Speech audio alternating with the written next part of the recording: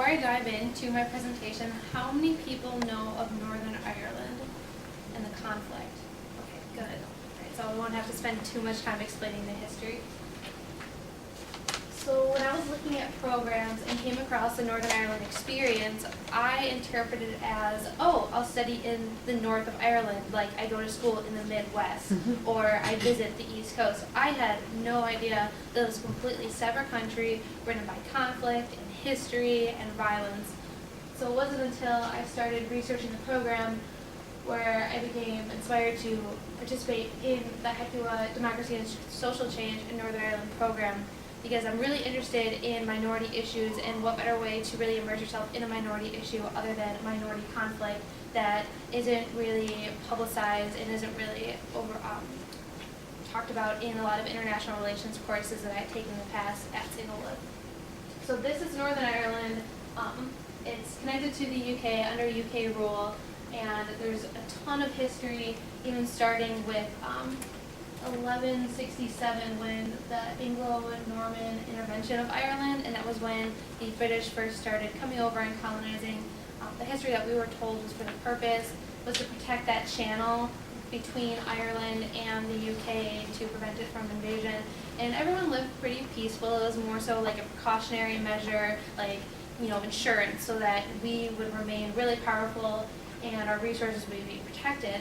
But then around the 1650s, plantations started to be established. A lot of colonists started to come from England, Wales, Scotland, and it created this tension of like, well, hey, this is our land. Why do you think that you can come here? But technically, the ruler, who was from the other side of the pond, was like, well, we own this land. They can come here, and they have the right to do that.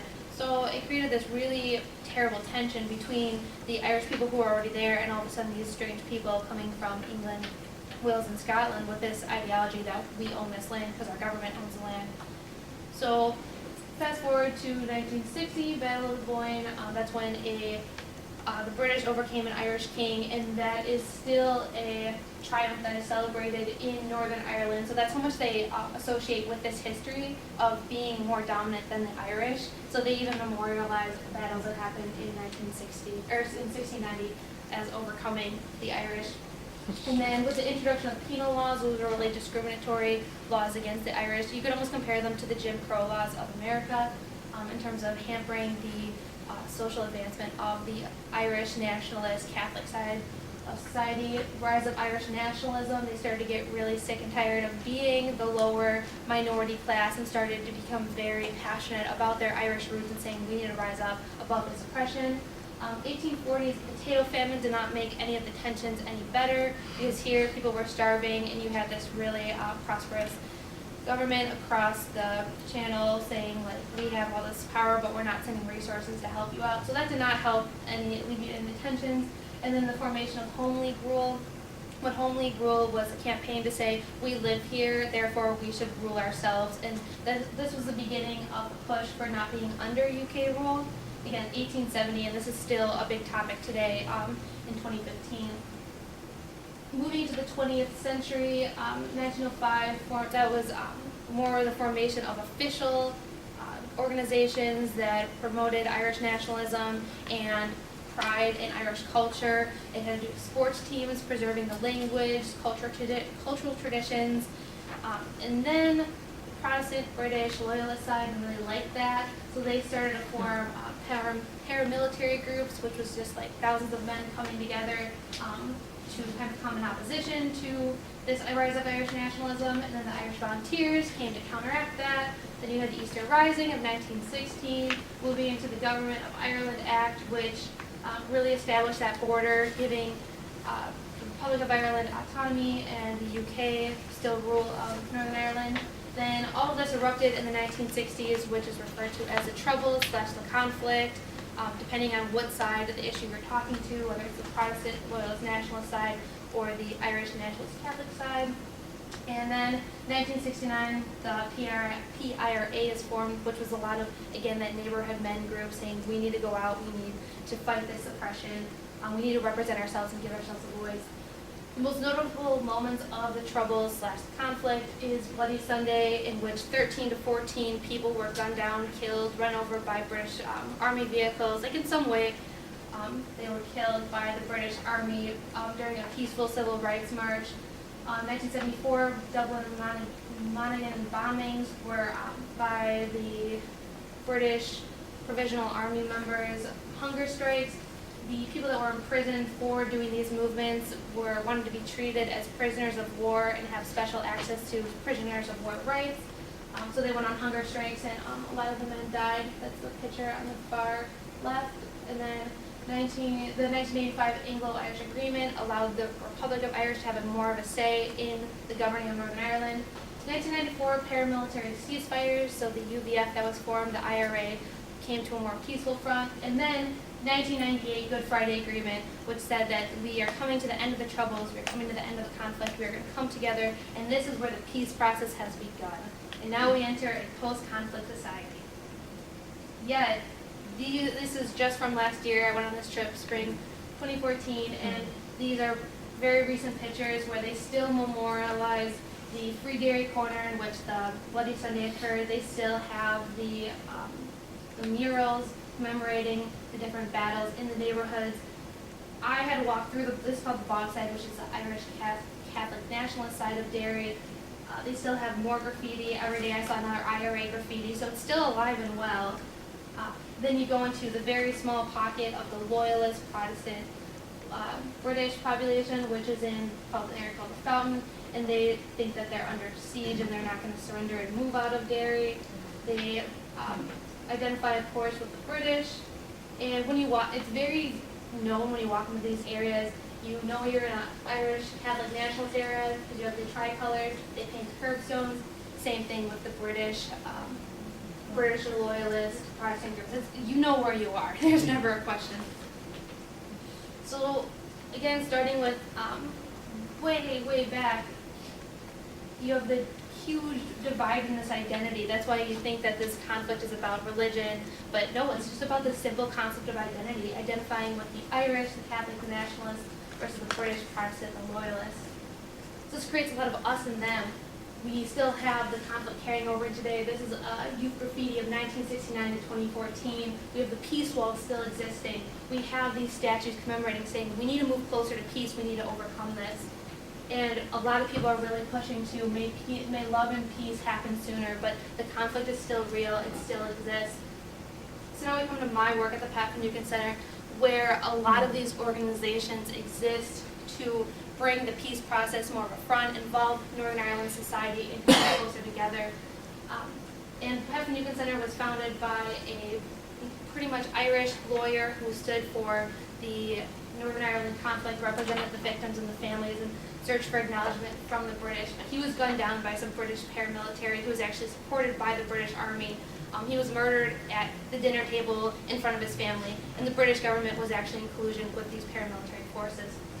So the Pat Finucane Center is a very symbolic organization, and they are based their work on Article 7 of the Universal Declaration of Human Rights, and believe that all are equal before the law. So regardless of what side of the conflict you're on, they will support you in advocating for acknowledgement by the British government for these human rights violations.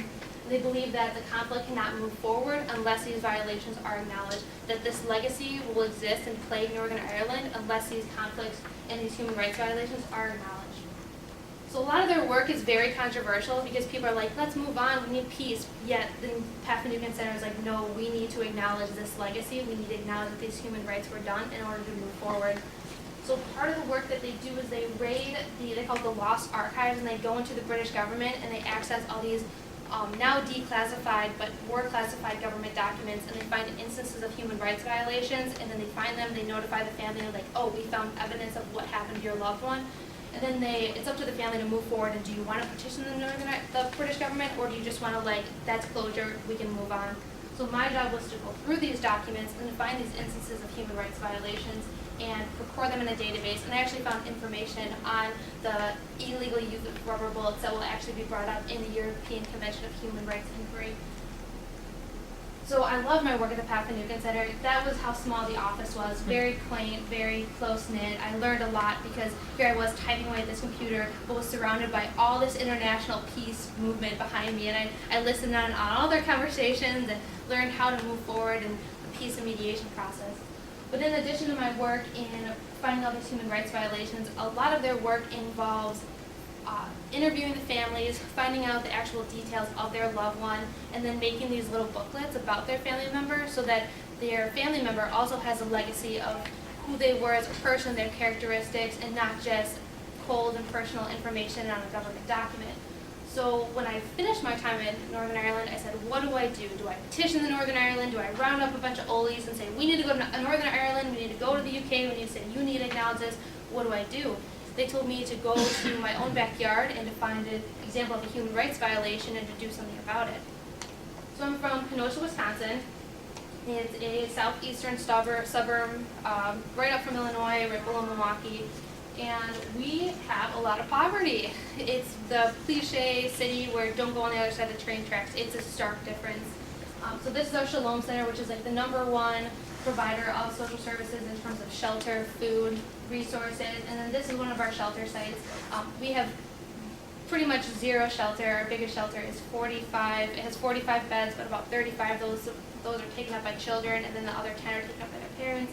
So they have like a rotating church shelter site, which only houses about 45. So this is a big problem when in 2015 we were reported as having 224 homeless people. That's not nearly enough beds. So what I did is I took my human rights, my social change or human rights perspective and decided to interview 30 homeless people and ask them what their biggest challenges were to being homeless in Kenosha.